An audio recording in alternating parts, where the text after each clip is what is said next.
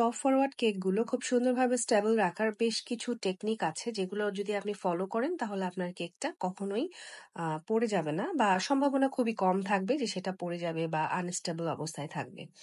তো প্রথমে আমি যেটা দেখাচ্ছি সেটা হচ্ছে একটা বোর্ড থেকে আরেকটা বোর্ডে কিভাবে আপনারা টপ ফরওয়ার্ড কেককে ট্রান্সফার করবেন। দিস ইজ ভেরি ইম্পর্ট্যান্ট, কারণ সুন্দরভাবে ট্রান্সফার না করতে পারলে কিন্তু এটা সৌন্দর্যটা একদমই বজায় থাকবে না, দেখতে ভালো লাগবে না।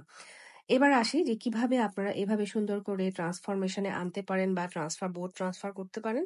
প্রথম শর্তই হচ্ছে যে আপনার কেকটাকে আপনি মিনিমাম 7 থেকে 8 ঘন্টা ক্রাম কোটিং এর পরে ফিনিশিং দিয়ে আপনি হচ্ছে এটাকে ফ্রিজে রাখবেন। ফ্রিজে 7-8 ঘন্টা রাখলে এটা অনেকখানি স্টেবল হয়ে যায়। আর তারপরে আপনার বোর্ডে ট্রান্সফার করতে খুবই ইজি হবে এবং এর মধ্যে আপনারা একটা বোবা স্ট্র খুব সুন্দরভাবে 2 পাশ থেকে দিয়ে এটাকে আটকে ফেলবেন এবং এভাবে সুন্দর করে আপনারা যেকোনো পছন্দ মতো ডিজাইন করে ফেলতে পারেন।